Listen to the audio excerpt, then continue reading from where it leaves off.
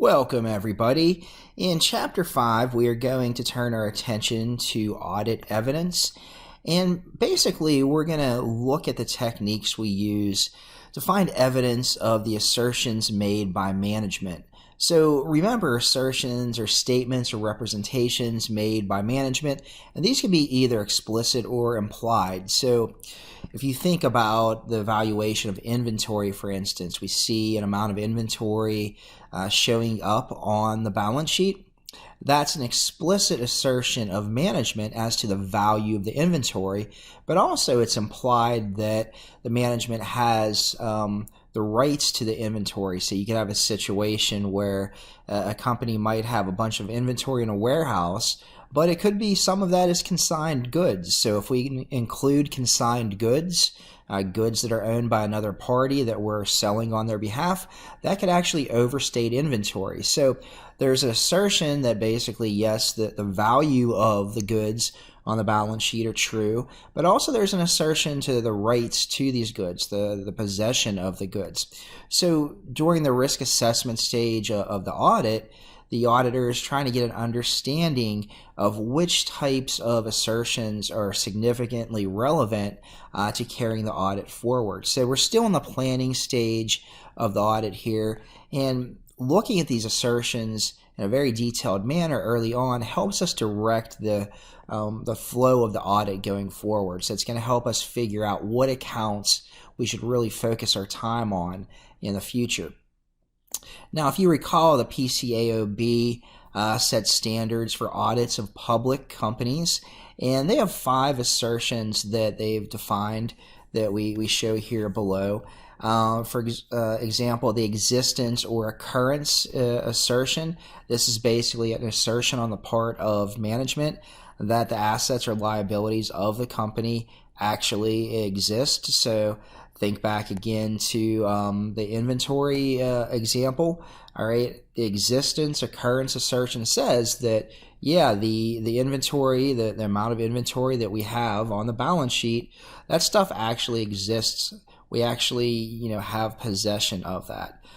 Completeness is kind of a related type assertion, basically saying that, all right, we've completely recognized all the assets we have in this case, all the inventory we have. So, if we have $100 million of inventory listed on the balance sheet, the completeness assertion is basically stating that management believes this is all the inventory we have. There's not another $20 million in inventory out there. Now, this is particularly important for liability accounts.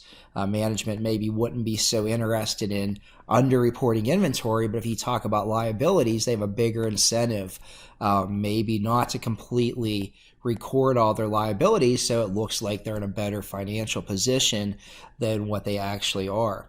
The valuation or allocation assertion basically is showing that the components of these different accounts have been included in the financial statements in the appropriate amounts. All right, so it's basically making sure that the valuations that we're actually seeing in the financial statements are in fact true.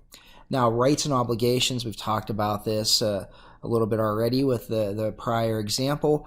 Basically, rights and obligations means that the company has rights to the assets. And also when we're talking about liabilities, rights and obligations, the obligation part really comes into play more with liabilities, that we're actually obliged to pay a debt back, for instance. So if we have, a $10 million bank loan listed as a liability, all right, do we truly have the obligation to pay that? And then the last assertion laid out by the PCAOB is presentation and disclosure, which is basically focusing on the proper classification of different accounts. So for instance, you might have a situation where a company builds a parking lot on land that they own. Well, you probably recall from your intermediate accounting class that we treat land differently than a parking lot. A parking lot is going to be depreciated over time, so you wouldn't want to just dump that in the same account that houses land. It needs to be in a separate account, so that's the presentation and disclosure of that particular asset. So auditors are interested in all these assertions that management's making. Some are more relevant to the audit than others. Some affect accounts that are more key to the audit. For instance, revenue is a big account where oftentimes there might be problems with assertions made by management. There's incentives oftentimes for management to maybe overstate in revenue. So that's an area where auditors really closely focus their attention. Now, recall the PCAOB has oversight over public companies. The ASB auditing standards apply to private companies. So we have assertions here also that are made in regards to private companies. So these are very similar to what we see with the PCAOB's assertions. The big difference is the ASB kind of divides their assertions into two different classes. So we see here these first 6 assertions. These relate to transactions and events for the period under the audit, whereas this next set of assertions relate to things exactly at period end. So it's really the timing of the assertions that is kind of distinguishing these two classes according to the ASB. So if you were doing an audit of a private company, you'd be focused on these categories of assertions as opposed to what we just looked at back here when we're doing an audit of a public company. Regardless, they're basically very similar wording, similar definitions, just slightly different classifications between these two organizations. So it's just the difference in definition of assertions between the PCAOB and the ASB.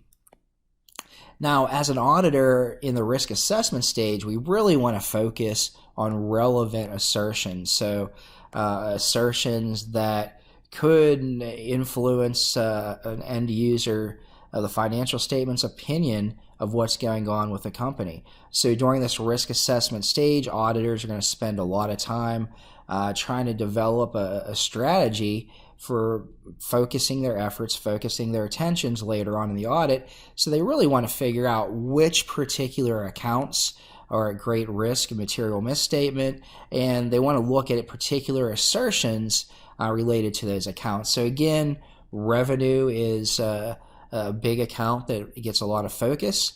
We want to have the assertion of occurrence. If we're recording revenue, did it actually occur? All right, sometimes there's been issues in the past where companies will book revenue that never in fact occurred, so that's kind of a violation of that occurrence assertion. Also the valuation, so maybe the revenue did occur, we made sales to customers, but those sales were overreported in total value, so that'd be an example of the valuation assertion being problematic. So auditors look at all these different accounts early on during this risk assessment stage to try to get a feel for which accounts might be at most risk. And then remember, we talked about the idea in Chapter 4 of the audit plan. The auditors put together a plan to help guide them going forward, and that's very closely related to what we call the audit program. So the audit program is the specific steps we're going to take within the audit plan to move the audit forward. So the audit program might detail specific accounts that we're going to focus on, exactly how we're going to test those accounts, what type of evidence we're going to try to gather. It may specify what particular members of the audit team are actually going to look at particular accounts and what their responsibilities are. So the audit program is kind of a more detailed version of the audit plan. So those two terms are sometimes used interchangeably, but I want you to be aware of the distinction between those two.